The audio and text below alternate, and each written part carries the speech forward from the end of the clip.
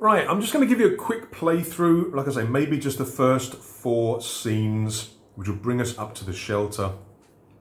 I have shuffled all the decks, so we have our Mundus deck, and we have our 4 approach decks, each of their relevant suit. Again, I do recommend having something like this to help you remember which which deck is which suit.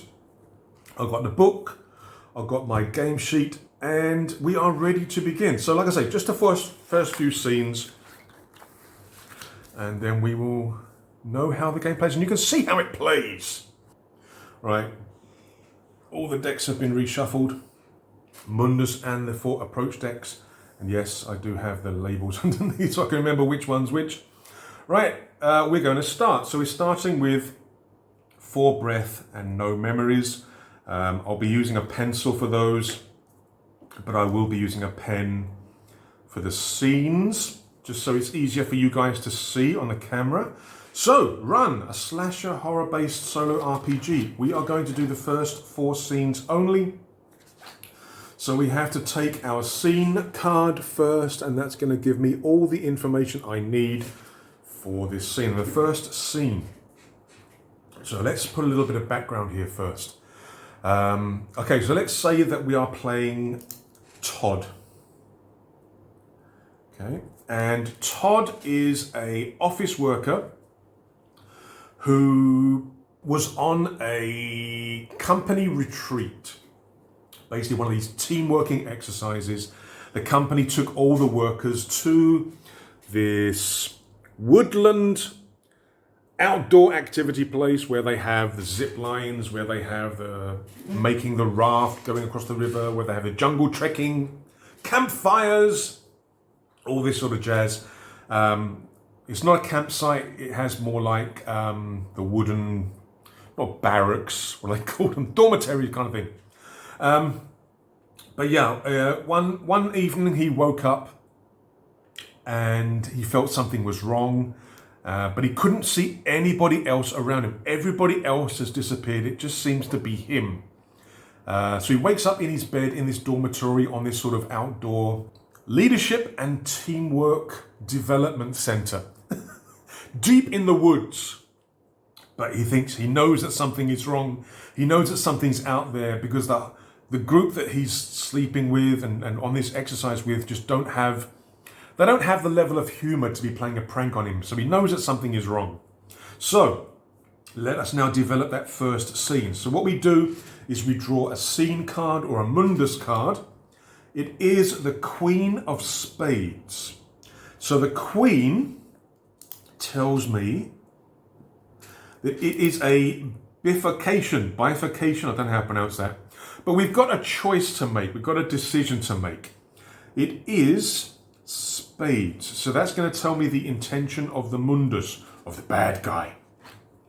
So let us go to the Queen. I'm just checking that it's on camera. It is, right. So for our first scene, a bifurcation or bifurcation means that you will have to make choices. A split path, go forward, go back. Okay, so maybe this is the first thing I need to think about is whether I'm actually going to leave the cabin or leave this sort of wooden dormitory on this woodland camp. So now we've got to generate a scene theme. Again, they recommend, or Cesar recommends, spinning the pencil. I can't spin pencils. So I'm going to roll a dice. I'm not going to spin pencils. So what we need to do is we need to take a look at this little, sorry about the shadow, this diagram here. It's got all kinds of prompts to generate the theme. So we roll our dice. Okay, it says hit, but there is on the top there a little arrow. So it's basically saying passage. Okay, so let me quickly write that down. Right, so the theme is passage. Right. Now, the third thing that we need to generate for the scene in terms of prompt is the intention. So that kind of reflects what the Mundus is doing, or the entity behind us, or that's doing things to us. What are they doing? So what we do is we come to the Spades page. And again, we've got a diagram. So again, I just need to make sure this is on camera. There you go. Spades. we've got to roll on this, or spin a pencil. I can't spin, forget that. We're rolling to give us some kind of prompt for the intention. We get break. Okay, let me write that down. Break.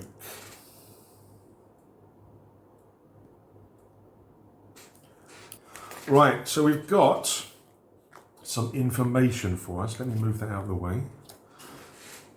I've moved it to the side. It's just a discard pile. You can't see it on camera. But it's the Queen of Spades, yeah? Now, with those prompts, bifurcation, passage, and break, I've now got to come up with some kind of scene. So now I've got to build the scene. So I've got to think in terms of how those prompts are going to generate a setting for this scene in terms of what's going to be happening. So I've said already that we are a lowly office worker named Todd. We're on this camp, leadership, teamwork, whatever. And let me think. Okay, so we've got the words. Let me move this onto here. We've got the words passage and break. So break is the intention of the mundus. So maybe I wake up in this dormitory. I'm looking around. I'm thinking, why the hell have I woken up? It's the middle of the night. I'm tired. We've been doing all these exercises, going out into the jungle, doing all these kumbaya things. And I'm really tired and I'm really wondering why I've woken up in the middle of the night. And I'm looking around. I can't see anybody else here. Everybody else just seems to have disappeared. It's just me. And all of a sudden, at the back of the dormitory, there is a smash as the back window is broken, which links up with this break word here, this break prompt. And I see a figure with some kind of weapon. It could be an axe, it could be a hammer, but they've broken the window and they seem to be coming in. They're clambering through the broken glass, the window frame. Definitely not a good thing. This is definitely a good thing. So my theme is passage. So maybe I'm looking for safe passage. I'm trying to find a way out. So I'm thinking I can try for passage through the door at the other end. It's nearer to me than the villain, so I should be able to get through okay. Okay, maybe. I'll try. Oh, hang on. I just noticed I didn't do the fixed zoom. I do apologize if... Okay, I'll correct it now. Hang on a sec. I do apologise if the zoom was adjusting itself in the first part of the playthrough. I think I forgot to set the fixed zoom setting so it doesn't keep adjusting and zooming in and out. I think I forgot to do that at the start. I do apologise. Hopefully you managed to soldier through. But we are continuing now. So I'm going to try and make a break. Technically not a break. The villain's broken in through the back window. I'm going to try and get to the door to try and escape the dormitory. Now, the next thing is we've got to think about how we're going to approach this. So we have to choose an approach. And for that, we've got to choose a suit of cards. Now, I could choose clubs if I want to use my mind. Hearts, emotions. Spades, physical. Diamond is tools. So I'm thinking for this, the ability to kind of run to the door without tripping over, maybe grabbing my shoes on the way out. Actually, that could be important as well, couldn't it? So I'm going to try and grab my shoes on the way out. So I think this is going to be a physical action. I currently have maximum breath. I've got 4 breath. So I could potentially take up to 4 cards.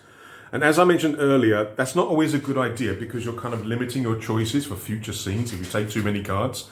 But what I'm going to do is I'm going to take 3 because I want to start off on a good note. So I'm going to take 3 suit of spades.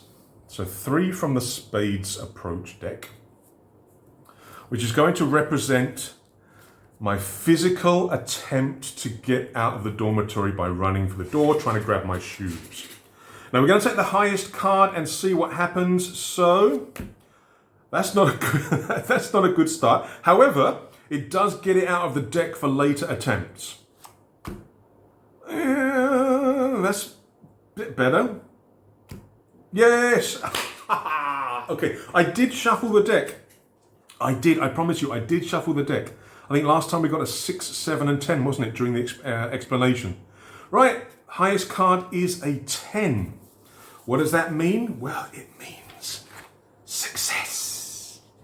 It means we got out of there. Oh, let me move that a little bit. There you go. We managed to escape the dormitory. We managed to escape that wooden building. The killer or something is coming through the back window. I'm assuming it's some kind of serial killer. Could be something else, as we find out later on in the story. Could be something completely different. But we do succeed with the 10 of spades. Now these cards are going to go into a discard pile to the side. I'll put it off camera so it doesn't distract us. Right, success. Right, what does it say here for success? Let me move the thing so we can see. Success. You got what you wanted and you are safe from the Mundus for a brief moment. Your success also brought you a memory.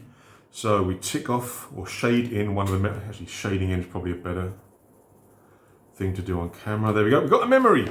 Excellent. A glimpse into what is actually happening here. So now, in terms of the narrative, I've got to come up with some kind of contemplation to reflect what I've just learned and earned and lost and everything else. So again, moving it up a little bit. Sorry about the shadows. What are the options? I mean, what are the suggestions here? Who was the first person to die? Why did they deserve it? Who is someone you cared about that you hurt? Why does violence make you feel alive? What conflict from your past has left the biggest scars on you? I mean, maybe running away like this is kind of bringing back memories of some kind of childhood trauma, where maybe I ran away instead of helping a friend who was in danger. Let me have a think about this. Maybe it was actually in the wooded area like this, like in the forest. Maybe it was like a summer camp in the US. The US have these summer camps, I think. I don't think we have them in the UK so much. But maybe summer camp in the US, in the forests. Maybe I went for a walk with a friend, a good friend. Maybe we came across a snake. Both scared of snakes, we both ran away. But maybe my friend ran in a different direction. And I didn't try and find him. I was too busy being scared and running away. But maybe we couldn't find my friend after that. Maybe he got lost and was never found.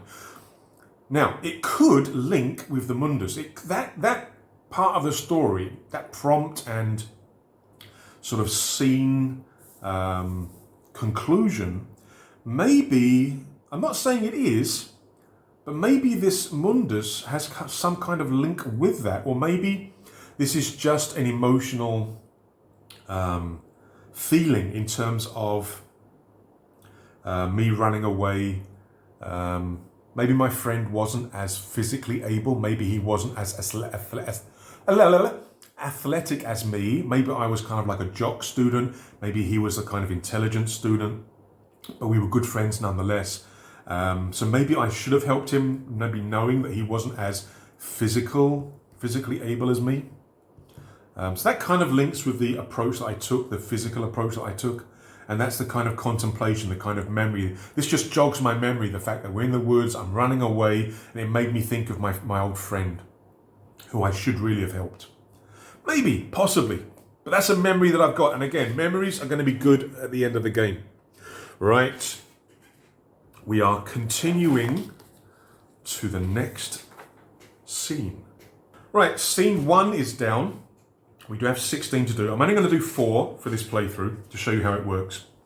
But I know that both the highest and lowest cards from the spades deck are gone. I also know that there is only one more card for success in the spade deck, the 9. All the other cards are either failures or sort of complications. So that's something I need to remember. I may not want to rely on sort of physical to resolve the next scene. Maybe. Right, let us draw the next scene card from the Mundus deck. It is the King of Clubs. Oh, sorry, I forgot. So approach I used was spades and we got a success. This game sheet is just a way for you to make notes about what's happening. It is not a way to put the story. Right, scene 2, we have a king. Some kind of revelation. King, right. God, it keeps creeping on everything. Right. We got the king. Some kind of revelation. Does your scene take place now or in a flashback? Or maybe it's a scene where you're not even present. What is revealed? Is it about you? Is it about your stalker? Or does it reveal something else? Okay, that could actually link with the first scene. That memory, that contemplation of that memory could actually link with this quite well. Some kind of revelation. Okay, but we've got to generate the theme. So we have to roll or spin the pencil on the diagram here for the king. So we're rolling, we get another hit, but fear. All right, so the theme for this scene is some kind of fear. Right, next we have to do the intention. So the card was King of Clubs.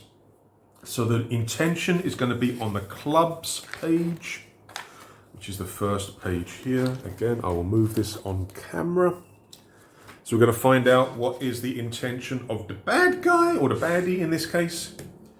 Oh, hit again. I'm running well with this artillery dice. All my shells are getting on target. What do we got here? Manipulate. Okay, so the intention in this case is manipulate.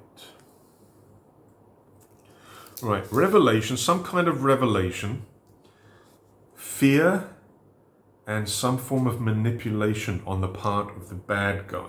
Right, for this one, just to help me a little bit, what I'm going to do is I'm going to go to the back of the book. There is those bonus diagrams to give us extra prompts to kind of help us to make a decision, to make us come up with an idea in terms of the story. So what I'm going to do is I'm actually going to go to those very quickly. So we'll move this a little bit. Go to the back of the rule book for the descriptors. Now I'm going to roll once on each. Again, you can use a pencil to spin, but maybe these will help me in terms of coming up with a good scene. So qualities, wow, another hit. It is rotten. I'm going to use a red pen for this. So we've got rotten. And the behavior. Wow, hit again. What's the matter with these dice? Curious. How the hell is that going to help me? Rotten and curious. Right, scene 2. Rotten and curious. Okay. So with the first scene, I did succeed. I did manage to maybe get out. I did actually manage to get through the door. Again, I do apologize about the shadows. Scene 2, revelation. Okay, so as I open the door and exit the dormitory, maybe there are two ways to go, sort of left and right. There's like a little deck outside. There's no sort of straight exit ahead of me. Maybe there's an exit to the left and an exit to the right. Now, maybe to sort of manipulate me, the Mundus or the stalker or the villain has put maybe like a rotting carcass, because I wrote the word rotten for behavior, for qualities. So maybe on the right there is some kind of rotting carcass, some kind of animal, maybe a deer or something, and he's trying to manipulate where I'm going. So by putting the carcass on the right hand side, maybe I'm sort of instinctually kind of being forced to go to the left, which is kind of where I think he wants me to go. And this is all being fueled by my fear. The revelation, what kind of revelation is there? So maybe the revelation is the fact that this stalker or killer has been here a while. Maybe to set up the sort of rotten carcass to get rid of all of the other people. Maybe he's been here a while. Maybe I didn't sleep for just one night. Maybe I slept for longer than that.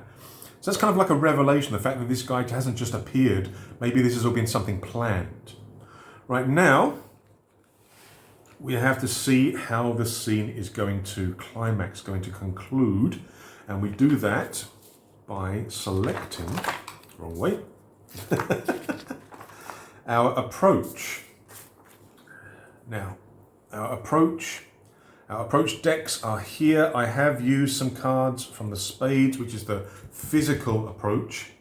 Now let me think. I'm thinking that because this scene is about fear, about me reacting to things, I'm thinking maybe this could be something where I'm using the hearts deck. Emotion, sensitivity, connection, hope, just very much an emotional thing, so I'm kind of reacting instead of thinking. It's nothing physical, I'm just reacting because of the fear, the rotten carcass blocking my way kind of thing. That's what I'm thinking. So hearts is this deck here. Now again, I haven't lost any breath yet, so I can actually take up to 4 cards. But again, I think I'm just going to take 3. Because again, I don't want to screw things up really so early in the game. Maybe 2. No, let's go for 3. So I'm using 3 cards. It is hearts this time. Let's see what we get. So the first card is a 8. Complication, it's not a success. A 7, another complication. A 9. Again, these were probably shuffled, but we got a 9, which is another success. 9s and 10s are successes. Excellent.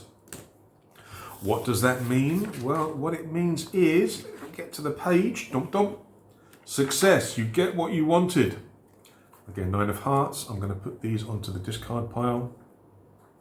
We got what we wanted. We got another memory. Yes.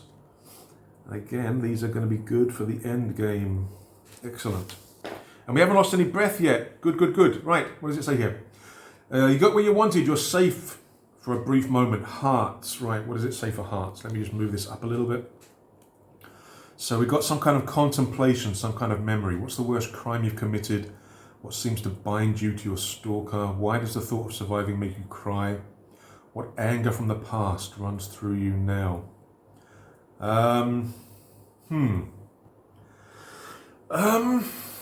Memory. Maybe seeing the rotten carcass brought back a memory of, maybe I saw something very similar when we were searching the woods for the friend that I kind of lost. There was like a manhunt kind of thing, looking for this boy. Maybe I helped to begin with, searching the immediate area. Maybe they wouldn't let me go too deep in the forest with the search teams, but we could do around the sort of camp. And maybe I actually came across a rotten carcass as part of the search. And again, maybe something that links the stalker, the mundus, the bad guy to me is maybe it's all linking together. Okay. Scene 2 is done. Now for scene 3. The third scene, we take a scene card. We've got the Ace of Hearts. So an ace means pursuit. So maybe the killer's entered the building and he's coming after me. Right, let's find out what's going on. Oh, sorry. Forgot to move this out of the way. So that one goes into the discard pile. Over there. Right, Ace of Hearts. So it's going to be some kind of pursuit. So we're going to go back. Ace. Okay. So the ace is there. Let's try and get it all on camera. There we go. This means the stalker's on your trail. It's close and catching up with you. You can feel your life hanging by a thread. How will you escape this time? What must you lose to save your life? Hopefully nothing. But let's find out. Right, the theme we get is wound. I think I pointed at wound. So we got wound.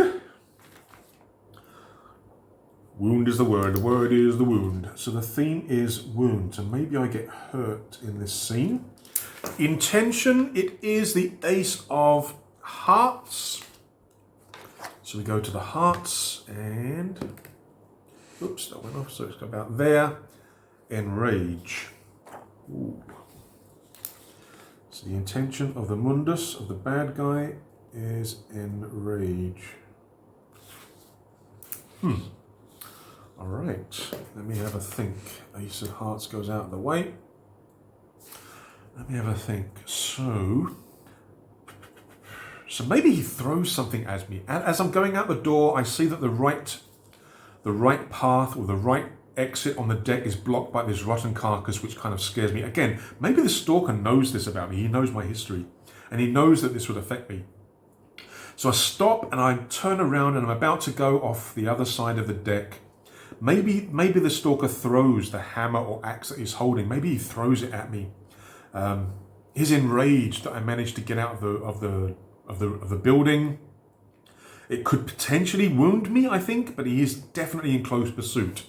Now, how am I going to approach this? How am I going to try and succeed in this scene? Let me think. Could be physical again, sort of diving, dodging, ducking and diving. Intellect, emotions, tools. I could use tools. Use the resources at your disposal, use material things or the fruit. Because maybe I could close the door. And maybe the door, as I close the door, the hammer or the axe sort of, instead of wounding me. Or maybe a splinter of the wood, or maybe it goes through just enough to catch me on the arm or something. So I don't get fully wounded, but maybe the door prevents most of the damage. That works. So I'm going to use diamonds. I'm going to try and close the door to sort of shield me from the axe or whatever. There is the potential for wound, depending on how well the approach goes. Because maybe, like I say, maybe it doesn't stop it. Maybe it doesn't stop the axe that the guy's throwing at me. Right, so we are using diamonds. Are they going to be Todd's best friend? Diamonds are Todd's best friend. So diamonds is this deck here. Again, I think I'm going to use 3 cards. I haven't lost any breath yet, so I could do up to 4. But I'm going to take 3 cards. Come on, Todd. So we're going to slam the door closed to try and prevent the thrown weapon from hitting me. We get a 6, complication, a 5, I think that's a fail, and a 10. Oh, okay, I'm being very lucky here. But again, these cards are being used. In future scenes, I'm not going to have that 10 or the 9 available to me. So there's definitely going to be bad scenes coming up because I'm getting a lot of the good cards to begin with. So the highest card is the 10 of diamonds. That gets discarded. So again, yeah, the 5 was a failure. Yeah, the 5 was a failure. But we got a 10, which is another success. Right, let me just write that down. So we chose to use diamonds this time. And it's another success. Yeah, like I say, all this early success sounds good, but it just means that in the next bunch of scenes, I'm going to have bad luck. There's going to be bad things happen because it's all balanced to an extent. I mean, what you really want, for example, like if you draw 3 cards, what you really want is to get the 2, 3, and 10. So you get rid of 2 of the fail cards as well as succeeding. I mean, that would be the perfect thing. But it's not happening much at the moment. There's a lot of failures still in there. Right. So we get a success. We do manage to slam the door just in time. Maybe we get nicked a little bit by the axe as it goes through the door. So that would represent the wound. But it's not a main wound. It's just a little cut. Nothing major. Could have been a lot worse if I'd failed. So again, we get another memory. Excellent, 3 memories now, and still at full breath. This luck cannot continue. Well, I mean, in this playthrough it will, because I'm finishing soon. But for the rest of the game, yeah, my luck. There's no way my luck can continue all the way to 16. No way. But we're only doing the first 4 scenes in this playthrough, right? So let's have a look. Success, diamonds. Let's have a look at the suggestions for the contemplations for the memory. What does it say here? Where were you when it all happened? What did you give up in order to survive? What was your greatest desire before all this? Why do you fear your ego more than your death? Okay, maybe as my life flashes in front of my eyes as I see the tip of the axe come through the door, maybe I remember when as I was younger, friends with this kid who got lost. Maybe we were both in love with the same girl. But after what happened, after the boy was lost, was never found, I kind of got blamed a lot by the other kids, and I mean, behind the scenes, maybe by a lot of the adults as well. I was blamed for not helping, for being a coward, and maybe that girl really ended up hating me, and there was, the desire that I had for her would, forever be unfulfilled. Yeah, there's no way that this girl would ever look at me in a positive way because of what happened. Maybe that's the memory that I get. 3 scenes down, 13 to go, but we are only going to be doing one more for this playthrough, so you can see how the game works. And scene 4 is a special scene, and for those, we need to go. I'm sorry, I keep putting the book on top of the cards just to give you a little bit of a better close-up of the pages. But special scenes have their own little section, and we're going to be looking at the shelter. What does this say? You have reached a place or someone to protect you. Take a deep breath, because now you can, but not for long. Why is this place or person important to you? How does this situation quickly become unsafe? Narrate what happens by answering these questions. When they are answered and the circumstances change, move on to the next scene. Start a new line. Yeah, so this is like the end of chapter 1. The first act kind of thing. We find somewhere or someone that provides some kind of protection, but again, being a stalker horror kind of movie, it's not going to go well. Now, so what we do for this is we draw another scene card, but the type of card doesn't matter. So it doesn't matter if it's a king, a queen, or whatever, but we still have to roll for theme and intention. So for scene 4, what's it called? The Shelter. I think it's called The Shelter. Is it called The Shelter? Come on. The Shelter. We get an ace of clubs. Now, like I say, ace doesn't matter, so it's not actually a pursuit. We do have to roll for theme. So, ace of clubs. Let's put that to one side. Make sure this is on camera. Moving all the cards. All right. So we're just rolling a theme. Another hit. My God, I'm rolling so many hits on this dice. Skill. Okay, so the theme is... let me write this down. Skill. And the mundus intention, how is it all going to go pear-shaped? It was the ace of... Where's the card? Ace of clubs. So, the mundus intention is... scheme. Okay. Right, let's have a think about this. Let's go back to the special scene page. All right, and let's have a think about how it happens and what goes wrong, why we can't stay here. Right, and again, our words, our prompts are skill and scheme. So we find a place or someone to protect you. So I'm thinking we find somebody to protect me. Maybe it's one of the instructors. Maybe it's one of the instructors, and they have. I mean, they've been wounded.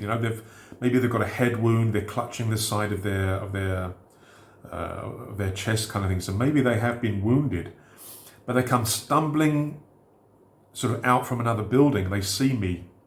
It's just like, I'm not alone. Maybe this instructor was one of the guys who was more on the physical side, so he had a lot of woodland skills, and maybe he promises to provide survival skills, in the woodlands, sort of knowing how to track, possibly how to find food or water, how to hide maybe. So maybe this person has, like I say, outdoor skills. So it's definitely a good person to be with, to find. However, maybe the mundus, the killer, or the creature that's following me, maybe they've already planned for this. Maybe it's actually part of their scheme. And as the guy comes out from this other building, sees me, motions to me, and starts walking towards me, maybe, just maybe, he steps onto a bear trap that's been laid for him. Again, it's all part of the scheme. It's all been planned by this killer. So the guy, the instructor who's already badly wounded, he sees me, he has this hope. I also have this hope. He walks towards me straight into a bear trap, crushes his leg. Oops. Now, for the shelter, for these special scenes, you don't have to think about approach. You don't take cards to determine levels of success. It's telling you what's going to basically happen here. So, that is the 4th scene done. We found somebody we thought could help us, but in the end, the villain has outsmarted us, got him in a bear trap, and he's no use anymore. He's probably dead, I think. Maybe in the next scene, maybe I can try and release him. Maybe I can try and help him to escape the bear trap. That's also a possibility. I mean, the shelter doesn't necessarily mean the guy dies. Maybe he isn't dead. Maybe he's just badly wounded. Head, chest, and now leg. And like I say, maybe in the next scene, maybe I have the opportunity to kind of free him. But again, it kind of depends what scene card we get next. But we have covered the first 4 scenes, the first chapter, the first act of this narrative RPG, this potential movie. Like I say, I'm pretty sure you guys can do this a lot better than me. You don't have to be in the forest. You don't have to have, like I said, a serial killer. There's so many ways for you to modify and adapt this game to have all kinds of different stories. But there you go, a very quick little playthrough of 4 scenes, so you can see how it works. So, once again, guys, thank you very much for watching. Hope you enjoyed the playthrough. If you haven't watched the previous video where I go over the rules and the rule book, please go ahead and do so. But again, if you enjoy the videos and the channel, please take a moment to like and subscribe. Would really appreciate that. Also, drop some comments below. Let me know what you think. Is this the kind of game that you like? Is it a kind of game that you would at least try to see if you liked? If you are a teacher and you think that this could be useful in your classroom, again, put the comments below and let me know. So, thank you once again for watching. Until the next video, take care, stay safe, not the camera. Cheers.